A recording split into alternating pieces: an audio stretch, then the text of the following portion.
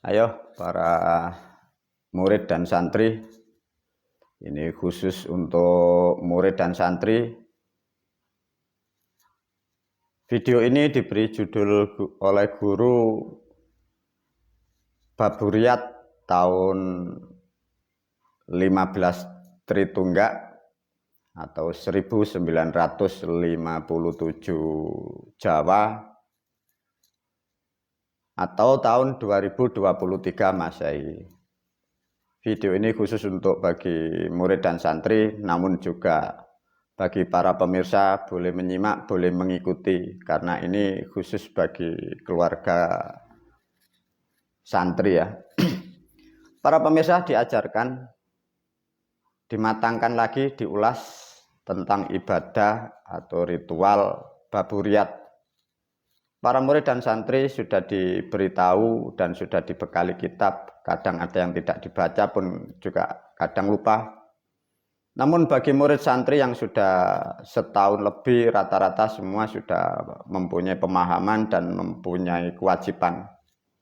Ibadah Baburiat adalah bentuk syukur kita sebagai manusia, terutama kita yang mempunyai ilmu Islam.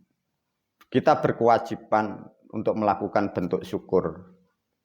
Tapi guru mengajarkan cara syukur kepada alam atau terutama tentang syukur dengan bumi atau dengan unsur-unsur yang kita pijak. Guru menempatkan pada bulan namanya bulan Baburiat. Bulan Baburiat adalah bulan ketiga dari kalender Tritunggak. Dalam kalender Jawa dari leluhur kita disebutlah bulan Mulut. Hampir sama tapi pun tidak serupa. Yang umum pada bulan Maulud banyak atau ada sebagian umat membuatlah acara tradisi memperingati kelahirannya orang Arab. Namun beda yang diajarkan guru pada bulan yang ketiga, bulan Baburiat, guru tidak mengajarkan untuk menghormati kelahiran orang Arab. Namun guru mengajar dan untuk mendidik dan mengarahkan juga sekaligus membimbing kita untuk berterima kasih dengan unsur bumi yang kita pijak. Artinya pun dimanapun kita berpijak, di situ kita wajib melakukan terima kasih kepada bumi yang kita pijak. Bila kita ada di negara Kesatuan Republik Indonesia, artinya kita pun tidak boleh lupa. Di situ kita akan memberikan sesuatu bentuk perwujudan kita terima kasih kepada penguasa desa setempat yang disebut Danyang. Kita pun berterima kasih kepada leluhur kita, dari leluhur yang ada di kerajaan kita mengikuti perwilayah. Mungkin di wilayah Jawa Timur yang sebagian besar masa lampau dimiliki oleh leluhur kita yang Prabu Brawijaya, kita pun akan kirim doa atau wasilah kepada beliau. Mungkin kita, saudara kita yang di bagian wilayah barat, murid dan santri di wilayah Jawa Barat, di situ pun Anda jangan lupa berwasilah kepada beliau, di situ Yangmu Prabu Siliwangi. Demikian juga murid santri yang ada di wilayah Kalimantan, berterima kasihlah kepada leluhur yang membibit, yang memulai suatu wilayah atau negara di sana. Itulah para murid, para santri, guru selalu mengajarkan ini. Dan para murid juga harus paham, mengapa sih guru, kita manusia kok harus melakukan seperti ini. Ini hal yang paling pokok. Para murid dan santri diulas kembali. Bentuk syukur. Di dalam keilmuan Islam kita sudah diterangkan dari makna luhur. Ada di situ kan tulung matur suwun atau terima kasih, bentuk terima kasih kepada leluhur kita. Karena faktanya kita belum di dunia, alam dunia ini sudah ditata oleh para leluhur. Dan kita pun sudah dibekali dari banyak ilmu dari leluhur. Bahasa-bahasa pun kita sudah diwariskan. Tanpa beliau-beliau itu kita tidak akan pernah jadi manusia. Mungkin kita akan jadi bangsa hewan karena tidak mempunyai tempat, tidak mengerti aturan, tidak mengerti bahasa, tidak mengerti tata krama. Maka dengan kesadaran itulah kita wajib mengucapkan atau membuat suatu acara menandakan bahwa kita syukur kepada beliau-beliau yang telah mendahului kita. Dikembalikan pada substansi yang pokok pada individu sebagai makhluk. Mengapa kita harus melakukan itu? Sesungguhnya hanya bangsa manusia yang bisa bersyukur. Bila ada suatu agama atau bila ada suatu keyakinan yang mengatasnamakan Tuhan, tapi bila tidak ada bentuk syukur kepada alam atau kepada para moyang dan leluhurnya, sudah dipastikan bahwa ajaran itu bukan ajaran untuk manusia. Dipahamkan ya para murid dan santri. Jadi artinya bila ditarik dihubungkan dengan ayat dan dalil, apa yang dilakukan manusia, apapun yang diperintahkan guru, yang diajarkan guru, itu tidak ada hubungannya dengan perintah Tuhan. Dipahamkan ya, biar tidak menjadikan debat seperti orang bodoh-bodoh di luar itu. Manusia melakukan bentuk syukur kepada leluhurnya, kepada siapapun, itu bukan perintah Tuhan. Itu adalah kewajiban bangsa manusia menempatkan dirinya sebagai bangsa manusia, sadar akan manusia. Guru menyinggung sedikit tentang kebodohan umat yang ada di Negara Kesatuan Republik Indonesia. Bila di suatu ayat atau kitab tertentu, bila tidak ada perintahnya, itu katanya salah. Itulah kebodohan bangsa manusia. Dikira manusia melakukan itu harus disuruh oleh kitab. Bukan. Manusia yang cerdas, manusia yang sudah mengerti, tanpa disuruh Tuhan, manusia itu sudah bisa menempatkan dirinya. Demikian juga para murid dan santri, guru mendidik tentang kata syukur. Dengan demikian, apapun yang dilakukan murid dan santri, itu pun juga bukan perintah Tuhan, itu pun juga bukan perintah guru. Aku hanya membimbing agar kalian tahu dan paham dan sadar bahwa bangsa manusia harus mampu dan bisa melakukan bentuk syukur itu. Namun sudah menjadi kesatuan dan menjadi ketetapan hukum yang sudah dikodratkan bahwa siapapun bangsa manusia mampu dan bisa bersyukur kepada apapun dan siapapun, pastilah manusia itu akan mendapatkan sesuatu kebaikan dari apa-apa yang dilakukan itu. Sama juga para murid dan santri diajarkan oleh guru pada bulan ketiga namanya bulan Baburiyat. Di situ nanti ada dua makna yang paling tepat. Satu, kita akan syukur kepada hukum kausal atau hukum alam. Dua, kita akan syukur tentang ilmu kita dan kita pun juga bersyukur dengan leluhur kita. Ditempatkanlah pada bulan ketiga. Disebutlah di situ guru memberi nama bulan ketiga namanya bulan Baburiyat. Apa guru artinya Baburiyat itu? Bahasa ini tidak ada di dunia karena bahasa ini adalah bahasa baru dari langit. Baburiyat itu artinya pintu keberkahan atau pintu kemuliaan. Mengapa diajarkan oleh guru seperti ini? Dari langkah 3, langkah 1 ibaratnya bulan ke-1, langkah kedua bulan kedua, langkah ketiga kita menempati pada tempat posisi yang sudah nyaman. Dengan demikian kita akan sadar, melakukan ibadah Baburiyat bukanlah untuk apa-apa, tapi menandakan bahwa kita bangsa manusia dan kita sudah tidak berharap lagi tentang apa-apa yang kita lakukan, tapi hukum Sang Maha Kuasa semua pun akan dikembalikan kepada kita. Itulah para murid dan santri pentingnya melakukan yang disebut Baburiyat. Namun untuk menjalankan ilmu Baburiyat atau bentuk syukur, di situ banyak hal atau tahapan. Ada nanti yang diajarkan guru bagi syukur yang sangat sederhana. Nanti ada syukur yang lebih. Satu contoh para murid dan santri, ini pun juga bisa dilakukan bagi para pemirsa ya, karena ini manfaatnya sangat banyak. Satu, bulan Baburiyat itu masuk besok tanggal 18 September, itu tanggal 1-nya bulan Baburiyat. Jadi 18 September besok tanggal 1 Tritungga. Di situ ada 7 hari yang sangat bagus untuk melakukan bentuk syukur ini. Jadi tanggal 18 ya, 19, 20, 21, 22, 23, 24 September itulah waktu yang sangat tepat untuk melakukan bentuk syukur yang disebut Baburiyat itu. Namun di tanggal-tanggal berikutnya itu pun juga baik. Tapi guru menempatkan pada posisi tanggal 1 sampai 7 dimaknakan segeralah melakukan kebaikan karena semua pun akan kembali kepada kita. Itulah yang dimaksud mengapa guru menempatkan tanggal selalu di hari-hari yang muda itu. Itulah para murid dan santri satu contoh. Kalau sudah waktunya sudah mengerti, bentuk syukur ini yang harus dipahami. Satu, guru menyampaikan buatlah nasi kotak, nasi yang di dalam kotak. Tapi guru berpesan ya, jangan memakai ayam lehoren atau ayam peternak. Nomor satu, gunakan ayam itu yang lokal atau yang kampung atau yang tidak diternak.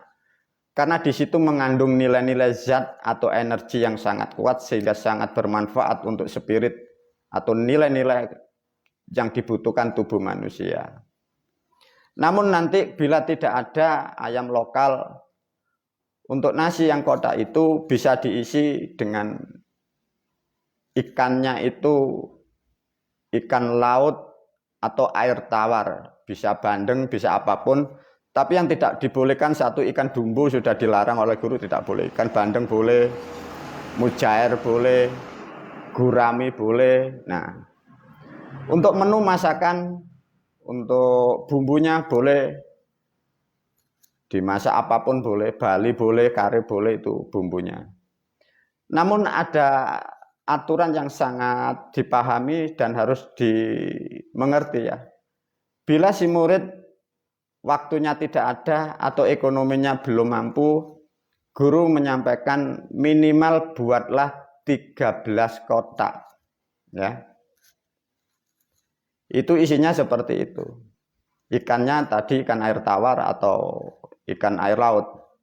Bila tidak ada ikan air tawar atau ikan air laut, berilah dia daging.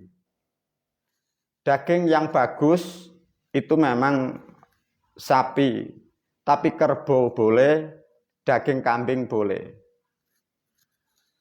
Tatkala nanti ada ayam lehoren, ya, di situ harus Anda beri daging atau ikan air laut atau air tawar. Satu contoh, para pemirsa pesan di di tempat warung atau di rumah makan 13 kotak, karena rata-rata di era sekarang itu ikannya, lauknya adalah ayam lehoren.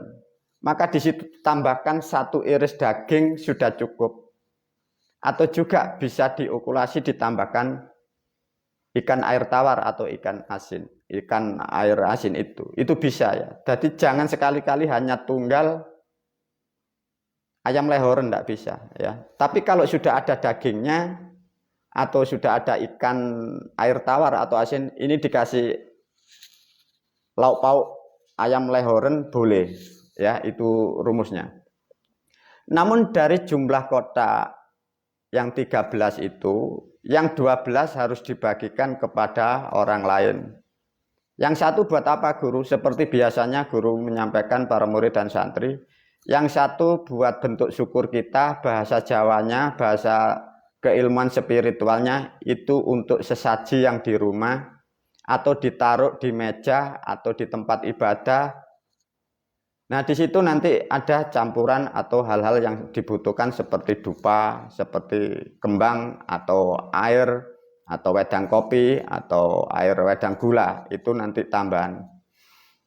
Tatkala minimal itu sudah ada 13 kotak ya, yang satu itu dibuat sesaji. Namun di era sekarang tidaklah pantas kadang manusia itu hanya sebagai kotak untuk makan.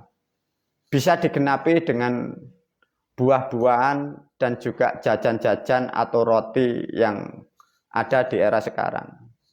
Jadi menu dasarnya adalah nasi itu. Ikannya seperti tadi yang disampaikan guru, ditambahi jajan seperti jajan pasar bisa. Tapi jangan memakai sekali-kali, jangan memakai jenis ciki. Tidak ada hubungannya dengan keilmuan, nanti menjadikan sesuatu yang tidak baik. Karena ini hubungannya dengan spirit dan hukum alam ya. Bisa nanti ditambahkan buah-buahan. Nah, itu terserah atau menu murid dan santri itu. Sama tatkala ada buah diberikan ke orang lain yang di ruang ibadah sama bentuknya. Dimaknakan seperti begini. Tatkala di luar sana ada orang dikasih satu kotak nasi dan satu kotak jajan dan buah sama. Untuk sisi lain kita, sedulur papat Anda, berilah yang sama dengan orang-orang di sana, namun tambahkan di situ ada dupa, ada sekar telon. Bila tidak ada sekar, berilah dupa. Siapkan air jernih atau air putih, tambahkan wedang kopi, tambahkan di situ air gula. Lantas di situ wasilah fadilahnya siapa? Para murid dan santri. Biasanya para murid dan santri diajarkan. Karena semakin banyak leluhur yang menopang ilmu guru, maka guru mengingatkan, menyampaikan melalui video ini. Nomor satu di situ yang disebut adalah sedulur Anda pribadi masing-masing. Dua, di situ ada danyang setempat. Di situ ada guru yang mengajarkan ilmu, guru pembiat itu disebut. Di situ ada leluhur kita, kalau di Jawa Timur beliau yang Mu Brawijaya, yang di Jawa Barat di situ yang Mu Prabu Siliwangi. Sesuaikan dengan tempatnya masing-masing. Di situ ada leluhur kita yang selalu menopang, barangkali para pemirsa. Di situ ada beliau Anjing Sinuhun yang Mu Semar. Dan kemarin guru pun juga menyampaikan ada satu leluhur kita yang menopang keilmuan guru. Di situ ada yang Mu Sangkuera. Ada lagi juga di situ para leluhur yang disebut di situ Garuda Wisnu Kencana. Tergantung para murid dan santri sampai di mana Anda mengingat atau mengenang leluhur Anda sebagai fadilah atau bentuk-bentuk kirim doa itu. Namun jangan lupa juga di situ karena kita pasti mempunyai orang tua yang barangkali sudah almarhum atau nenek kakek yang sudah almarhum. Di situ pun jangan lupa berwasilah atau berkirim Fatihah di situ. Namun guru berpesan, kalau kirim fadilah tentang leluhur, ambil dua langkah. Satu dari orang tua kita, dari kakek dan nenek. Bisa kakek nenek dari orang tua bapak, bisa kakek nenek dari orang tua ibu kita. Di atasnya jangan masuk lagi, tidak ada gunanya ya. Nah, itulah para murid dan santri memahamkan tentang kata baburiyat. Setelah kirim fadilah Fatihah itu, sampaikan hajat Anda, semoga para leluhur di sana pun mendapatkan tempat yang layak, sehingga kita pun yang di dunia selalu mendapatkan pengayoman atau mendapat restu dari beliau-beliau yang sudah mendahului kita. Itu poin yang pokok para murid dan santri. Lantas untuk cara yang kedua diulas nanti tentang agak ribet ya, karena membutuhkan alat-alat. Namun para murid dan santri jangan lupa setiap kotak, terutama yang ada nasi, diberilah contoh seperti video ini, seperti tahun kemarin ya.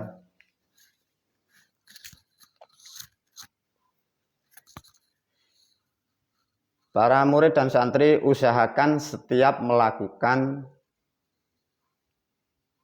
ibadah baburiyat, berilah atau buatlah stiker atau fotokopi seperti ini ya, karena ini nanti ada nilai tersendiri di dalam aspek keilmuan, karena ilmu guru tidak ada yang menyamai dan ilmu guru ditopang banyak hal, sehingga tatkala ada suatu bentuk simbol, alam pun akan merespon. Satu contoh para santri seperti tahun kemarin ya, ditulis di sini syukuran baburiyat, R-nya 2 ya, jangan lupa.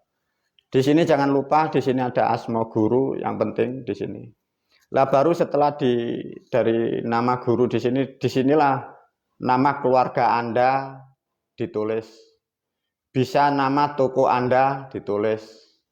Ya, jadi yang bisa ditulis di sini nama atas nama keluarga Anda yang melakukan bentuk syukur, atau nama perusahaan atau toko Anda di situ. Baru berilah kalimat yang pantas, baru ucapkan di sini selamat menikmati atau terima kasih.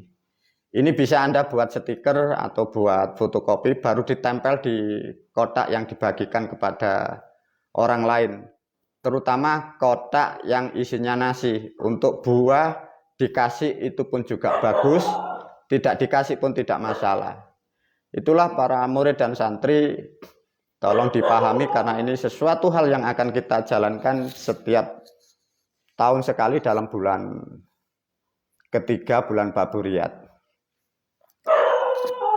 Untuk tahapan ritual yang agak besar para murid dan santri ya, barangkali harta rezeki Anda yang sudah berkelebihan, satu contoh, ada yang disarankan oleh guru dengan kambing ya, ini penting caranya. Satu, untuk kambing, bagi yang murid dan santri sudah paham, bila ingin memotong kambing untuk acara spiritual bentuk Baburiyat, satu, bentuk kambing atau jenis kambing bebas. Mau Gibas, mau Jawa boleh.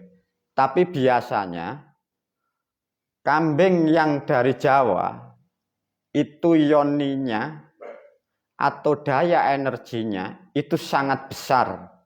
Sehingga sangat tepat memakai kambing itu yang di Jawa, itu jenisnya. Tapi jangan berbelit-belit, jangan mengikuti metode-metode yang di luar sana. Harus yang kendit, harus yang begini, tidak. Yang penting sudah dewasa, sudah cukup, dan dia sehat, itu yang harus diperhatikan. Namun ada hal yang paling pokok harus diperhatikan tentang penyembelihan kambing. Satu contoh, sebelum kambing ini disembelih,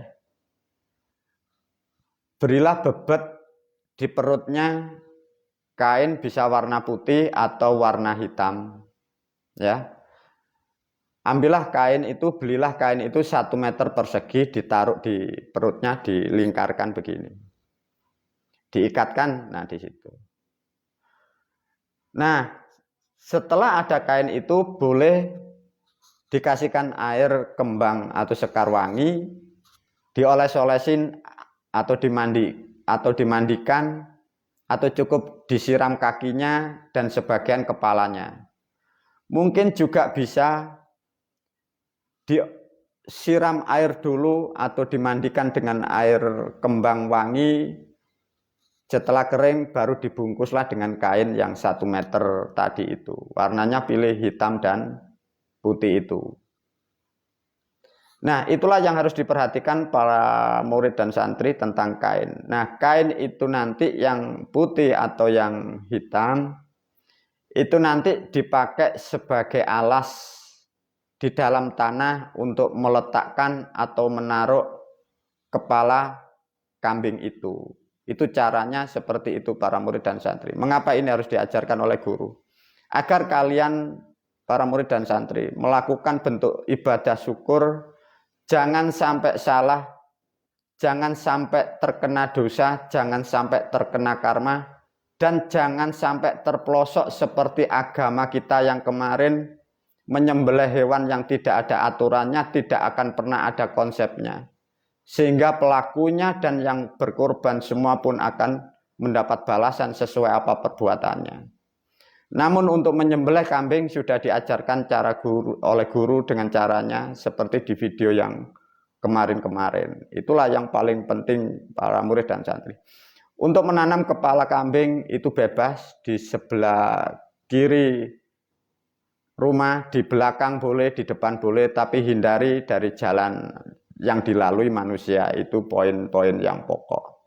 Untuk biasanya kepala kambing itu bisa dihadapkan ke timur boleh, hadap ke selatan boleh, ke utara boleh, tapi janganlah dihadapkan ke barat untuk kepalanya. Nah, itulah para murid dan santri. Bila untuk memandikan kambing, bila tidak ada sekar wangi, cukuplah dikasih air atau dibasuh dengan bersih. Dan guru pun juga menyampaikan, bila kalian untuk memotong kambing, hindari di tempat yang ramai atau kurangi dari orang-orang yang melihat itu. Sesungguhnya tidak terpujilah melakukan penyembelihan hewan atas nama untuk sesuatu disaksikan orang banyak. Itu adalah perbuatan yang tidak terpuji.